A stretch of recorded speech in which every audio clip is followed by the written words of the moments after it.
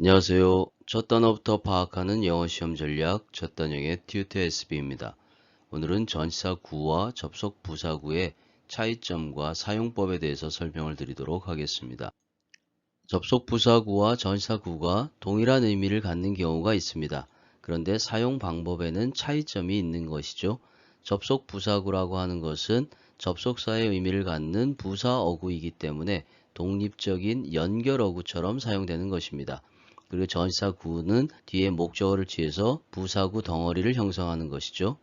첫 번째 예문에서 in addition, 게다가 라는 의미의 연결 어구입니다. 그리고 he won the first prize again. 그는 또다시 1등상을 탔다. 그래서 in addition 이라고 하는 것이 문장 앞에서도 사용되고 문장 뒤에서도 사용될 수 있습니다. 그리고 중간에 문장 사이에 들어가서 삽입어구로 사용될 수도 있죠. 그리고 게다가 라는 의미를 갖는 연결 어구들은 moreover, furthermore, besides, what is more 이런 어구들이 있습니다.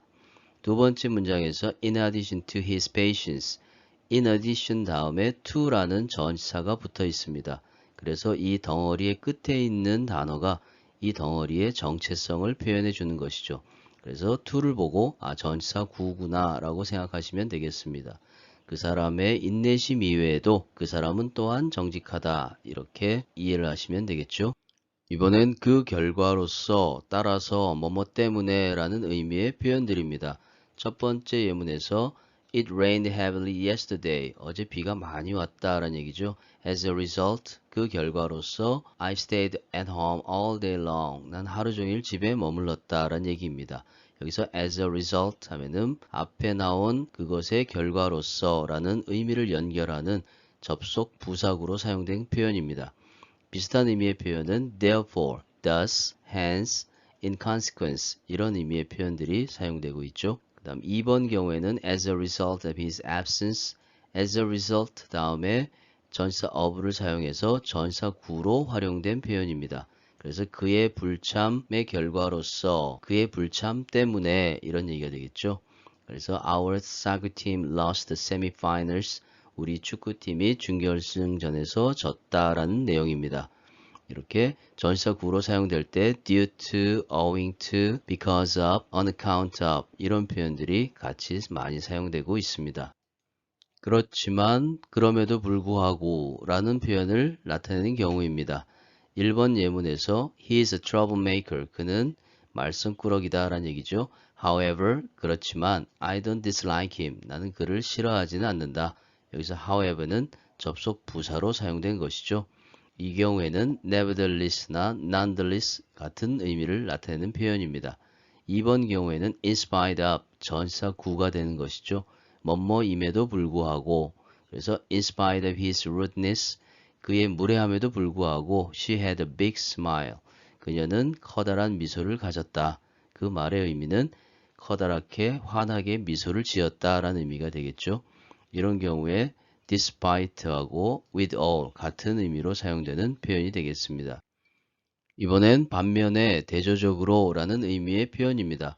1번 예문에서 We expected him to come back. 우리는 그가 되돌아올 거라고 예상했다, 기대했다 이런 뜻이죠.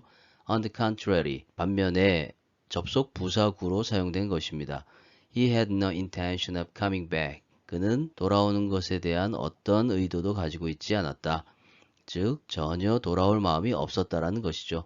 On the contrary와 같은 의미의 표현은 in contrast, on the other hand 이렇게 같은 의미로 사용될 수 있습니다.